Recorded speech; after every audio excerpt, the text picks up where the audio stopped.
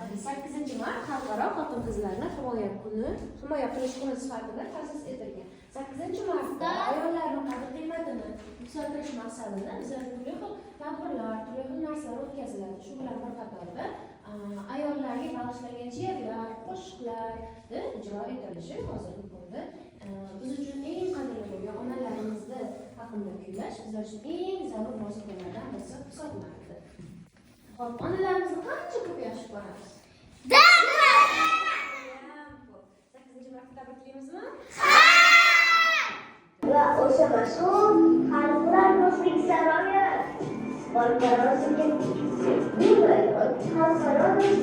tinchlik va millatlararo totuvlik ramzidir. Madonna dastlab sizni Shoh Mahmudovlar oilasining haykali kutib oladi. Siz bu oila haqida eshitganmisiz? Bu oila millatimiz tarixidagi eng bag'ri keng oila. Urush vaqtida Shoh Ahmad ota va Baxtimaro 15 ta bolalarni asrab olishdi. Bu bolalarning hammasi har xil millatga mansub bo'lgan. Haykal juda chiroyli. Bu haykalni Diloram Murtazoyeva yasaganlar. Maydon markazida 60 metr balandlikda bo'lgan davlatimizning bayrog'i joylashgan. Bugungi sizlar bilan o'tirgan mavzuimiz bir yaxshilik haqida. Ya'ni bugun sizlar bilan yaxshilik haqida gaplashamiz. O'tgan darsimizda sizlar bilan halollik haqida gaplashgan edik. Eslaringizmi? Bugun esa endi sizlar bilan yaxshilik haqida gaplashamiz.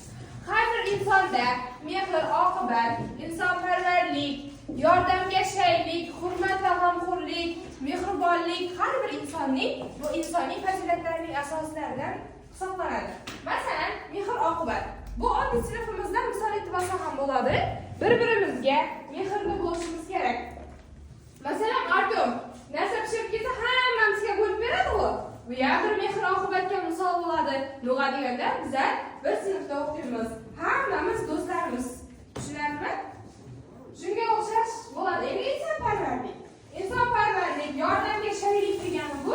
Masalan, ko'chada bitta ayol sumkada og'ir narsa bilan ketyapti. Va siz o'g'il bolalar unga ko'tarishib, yaxshi o'qish kerak. Men o'ylayman, maktabdagi bilim eng asosiy foyda hisoblanadi. Men o'zim ham yomon o'qimaganman, yaxshi o'quvchilar qatorida edim. Mana hozirgacha biz sinfdosh do'stlarimiz bilan albatta muloqot qilib turamiz. Mana shu sinfdosh do'stlarimizda kim yaxshi o'qigan bo'lsa, hozir ham hayotda yaxshi o'rinlarni topib olishgan. Mana shu maktabda yaxshi o'qisa, oliygohda talabalik davrlarida yaxshi o'qib, kasbni egallashga harakat qiladigan bo'lsa, bu jamiyat uchun, oila uchun, o'zi uchun, yon atrofdagi do'stlar uchun nihoyatda katta yaxshilik hisoblanadi.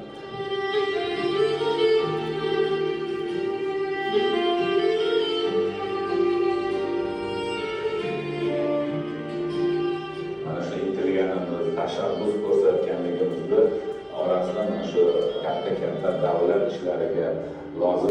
Kundalik hayotingizda siz duch keladigan holatlar orqali qaysi xatti-harakatlar halollikka mos, yaxshi, qaysilari esa halollikka zid, yaxshi emasligini ko'rib chiqamiz. To'g'ri yo'lni o'zingiz tanlang. Imtihonlarda faqat o'z bilimingizga tayanish juda yaxshi. Shpargalda ishlatish yoki boshqalarning mehnatini o'zlashtirish yaxshi emas. O'zgalarning haqini hurmat qilish yaxshi. O'zgalarning mulki yoki buyumini o'g'irlash yaxshi emas. O'zingiz haqingizda to'g'ri ma'lumot aytish yaxshi. Foyda uchun yolg'on ma'lumot berish yoki haqiqatni yashirish yaxshi emas. Ota-onaning va ustozlarning ishonchini oqlash yaxshi. Ishonchni suiiste'mol qilish yaxshi. Halol mehnat bilan daromad topish yaxshi. bugungi mavzuimiz bir yaxshilik haqida.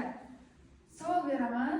Yaxshilik deganda har kim o'zining tushunchasi bo'ladi. Nima tushunasizlar yaxshilik deganda? Buni tushunamiz. Har kim o'zini tushungan tushunchasini menga aytib bera oladimi?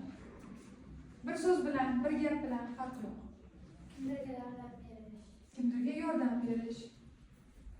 Yo'l ko'rsatish, og'irlikni bilish. og'irini yengil etish darslarda yana kimda qanday ko'rasiz? Aytdi fikringizni. Birgina tavsiya yoki shirin so'z aytish. Barakalla. Bugun eslab ko'ramiz, oila a'zolarimizdan bittasini shirin so'z yoki bo'lmasa tabassum hadya etdikmi? Nima deb o'ylaysiz? Kimga? Oyimizga, dadamizga yoki singlimizga? Bugun sizlar bilan yaxshilik to'g'risida gaplashmoqchiman. Umuman olganda o'quvchi ham, talabalarimiz ham eng asosiysi maktabda yaxshi o'qish kerak. Men o'ylayman, maktabdagi bilim eng asosiy foyda hisoblanadi. Mana o'zim ham yomon o'qimaganman, yaxshi o'quvchilar qatorida edim.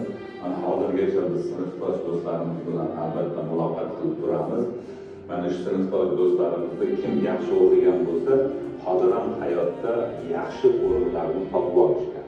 Mana shu maktabda yaxshi o'qisa, oliygohda talabalik davrlarida yaxshi o'qib, kasbni egallashga harakat qiladigan bo'lsa, bu jamiyat uchun, oila uchun, o'zi uchun, yon atrofdagi do'stlar uchun nihoyatda katta yaxshilik hisoblanadi.